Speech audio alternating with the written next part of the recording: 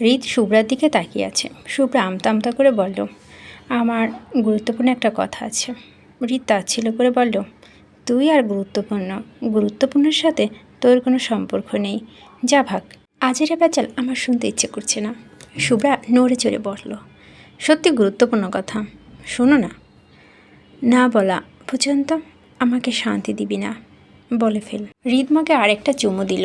শুভ্রা বলল, আজকে থেকে তুমি আমার বিএফ। হৃদের মুখে কফি বের হয়ে ছিটকে পড়ে গেল। হৃদ পড়ে যাওয়া কফির দিকে চেয়ে আছে। শুভ্রা বুঝতে পারল না কি এমন হলো যে কফি পড়ে গেল। শুভ্রা বলল, কি হলো, কফি কীভাবে পড়ে গেল? হৃদ শুভ্রার দিকে তাকিয়ে বলল, তুই একটু আগে কি বলেছিস সেটা বল। কি বলেছিলাম? ও হ্যাঁ, শোনো, আজ থেকে তুমি আমার বিএফ। হৃদ জিজ্ঞেস করলো, সেটা কেন? কেন আবার? আমার বান্ধবী বিয়ে পড়া তাদেরকে নিয়ে ঘুরতে যায়, ফুচকা খায়, আইসক্রিম খায়, সেলফি তুলে, হাত ধরে হাঁটে।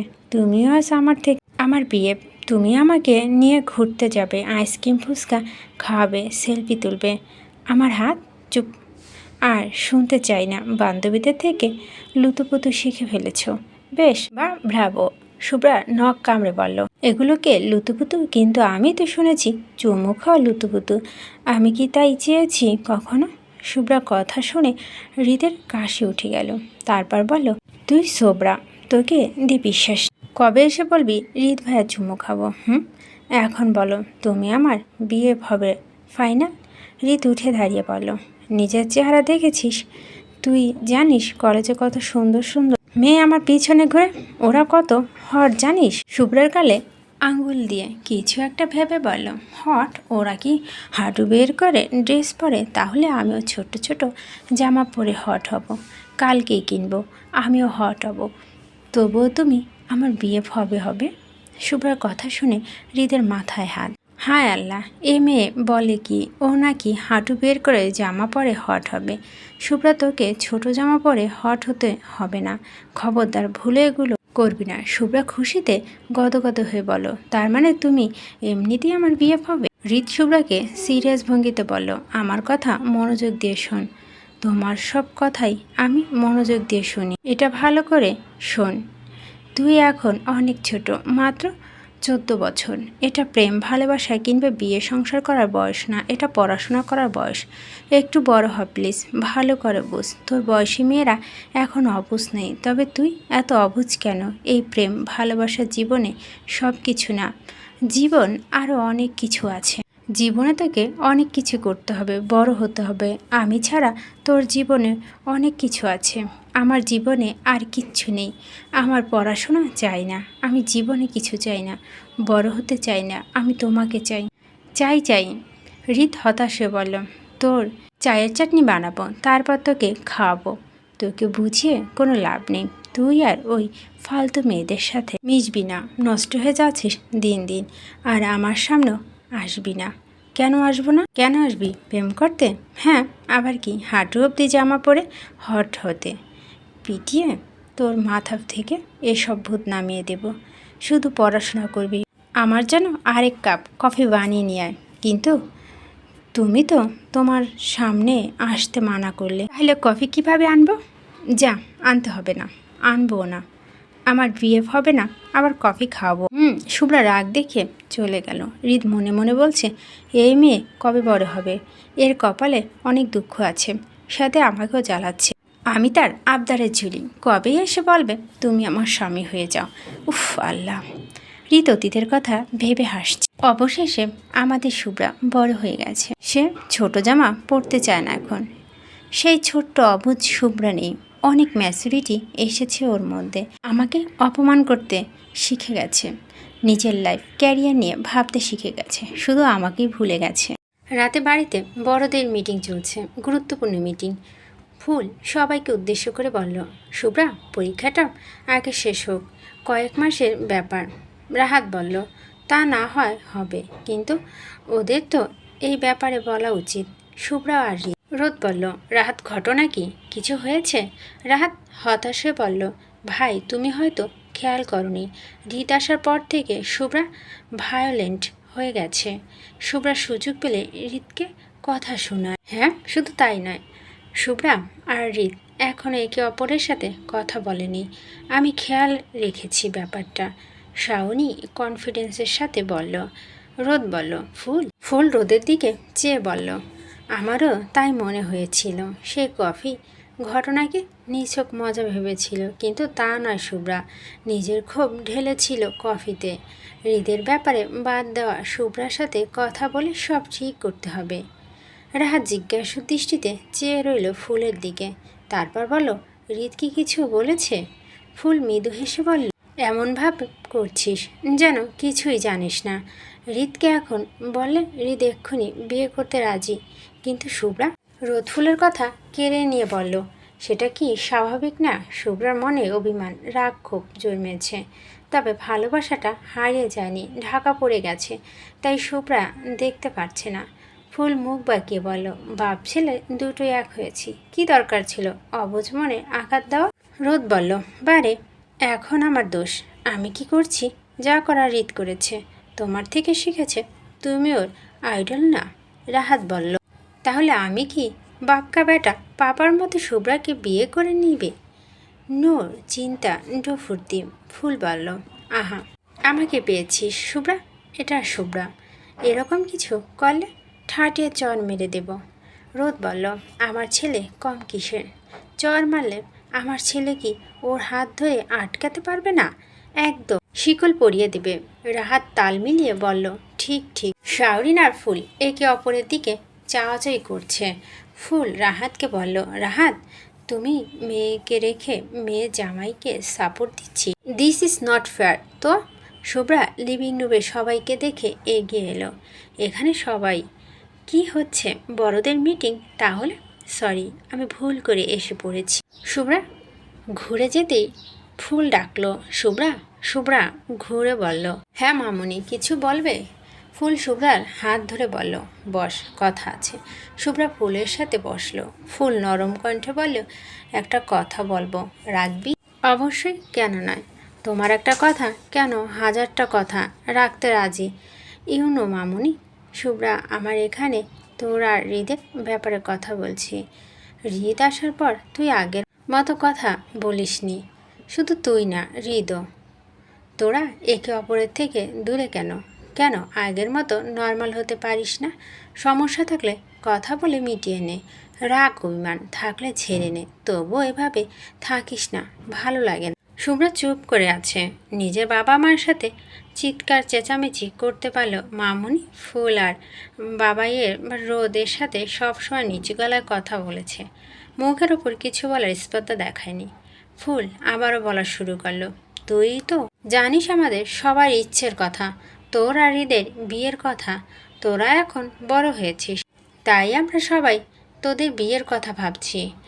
বিয়ের কথা শুনে শুভ্রার মাথায় বাজ ভেঙে পড়ল। তবু মামুনির সামনে নিজেকে স্বাভাবিক রেখার আপ্রাণ চেষ্টা করছে। ফুল শুভ্রাকে চুপ দেখে বলল, শুভ্রা, কি ভাবছিস? যা ভাবছিস আমাদের বল। শুভ্রা জোরপূর্বক হেসে বলল, না মামুনি, কিছু না, আমি আসছি, গুড নাইট। শুভ্রা যেতে রোদ বলল, যাক, ওকে বলা তো হয়েছে, এখন দেখা যাক কি রিয়্যাক্ট করে। রাহাত বলল, রিয়্যাক্ট? সেটা তো আমার ওপর করবে, তোমাদের উপর না। রোদ বলল, ভাইয়ের ছেলেকে জামাই বানাতে আর ভাইকে বিয়াই বানাতে হলে এইটুকু রিয়্যাক্ট তো হজম করতেই হবে। রোদের কথা শুনে সবাই হেসে দিল। শুভ্রা পাপা মামা রুমের দিকে তাকাচ্ছে। শাওরিন শুভ্রাকে রুমের কাছে থেকে টেনে ওর রুমে নিয়ে যায়। শুভ্রার হাত ছাড়াতে শুভ্রা বলল, mama, what are you doing? Shaorin বলল, first let me, what are you doing? Shubhra কোনো ভনিতা না করে বলল, আমি তোমাদের পছন্দের হৃদকে বিয়ে করছি না। শাওরিন শুভ্রার হাত চেপে ধরে বলল, পাগল হয়েছিস তুই? তুই এটা তোর পাপাকে বলতে চাচ্ছিলি? ইয়েস। শুভ্রা, কেন এমন করছিস? তুই বুঝতে পারছিস না তুই কি করছিস? তোর আর হৃদের বিয়ে ছোট থেকেই ঠিক, এটা তুই ভালো করে জানিস। তোর বাবাই মামুনি, তোর পাপা আমার, তোর বড় দাদা দিদা, ছোট দাদা দিদা, তোর ছোট কাকাই, এমনকি রোজ সবাই স্বপ্ন তোদের বিয়ে নিয়ে, তুই সব ভেঙে দিচ্ছিস। তোর পাপাইয়ের কথা ভাব, যখন হৃদ তোর মামুনির পেটে এসেছে তখন থেকেই তার শখ আমাদের একটা মেয়ে হবে, তার সাথে হৃদের বিয়ে দেবে। আর আল্লাহ তাই করেছে। তোর পাপার এই স্বপ্নটা ভেঙে দেওয়ার ভেবে দেখিস, তুই সব নষ্ট করে দিতে চাইছিস অভিমানের কারণে। আর তুই তো ছোট থেকে হৃদকে ভালোবাসিস, ওর জন্য পাগল ছিলি। মামা, সেটা ছোটবেলা, এখন নয়। এই 7 বছরে কখন আমি হৃদ বলে পাগলামি করিনি, কারণ সেটা আমার ছোটবেলার পাগলা ছিল। আমি এখন হৃদকে ভালোবাসি না, ভালোবাসা তো দূরের কথা, পছন্দ করি না। শুভ্রা, সেটা তোর মনের ভুল। তুই হৃদের উপর রাগ থেকে এমন বলছিস। আমি অভিমানে বসে তোর পাপাকে রেখে অন্য একজনকে বিয়ে করতে যাচ্ছি, কিন্তু ভালোবাসা টানে পারিনি। অভিমানে দেওয়াল সরিয়ে একবার দেখ, বুঝে যাবি। যা বলার একটু ভেবে বল। শাওরি নিজের রুমে চলে গেল। শুভ্রা সারা রাত ঘুমাতে পারেনি। বাবাই মামনিকে সামনাসামনি বলতে পারবে না, পাপা কষ্ট পাবে। মাম্মাম তো কথা শুনতে চায় না, তাহলে কাকে বলবে? ছোট দাদাকে বলবো? হ্যাঁ, তাই করব, নয়তো অন্য ব্যবস্থা। টেবিলে নাস্তা করছে সবাই। শুভ্রা ঠিক মতো খেতে পারছে না। ছোট দাদা ফুলের বাবা বলল, কি ব্যাপার বড় বউ শুভ্রা, তুমি নাকি বুড়ো বর রেখে আমারই নানা ভাইকে হৃদকে বিয়ে করেছো? তাড়াতাড়ি বিয়ে করো, কবে মরে যাই। শুভ্রা ছোট দাদা কথা শুনে থমকে গেল। ওর ইচ্ছে করছে হাত পা ছড়িয়ে কাঁদতে। সবাই কি পেয়েছে? হৃদের চুল ছিঁড়তে ইচ্ছে করছে শুভ্রার। হৃদ শুভ্রার দিকে একবার তাকে ওর ফেসটা দেখে মনে মনে মজা নিচ্ছে, আর মনে মনে বলছে, এই বুঝি বোম ফাটলো ঠাস, কিন্তু ফাটেনি। না, হবে না, কাজ হবে না।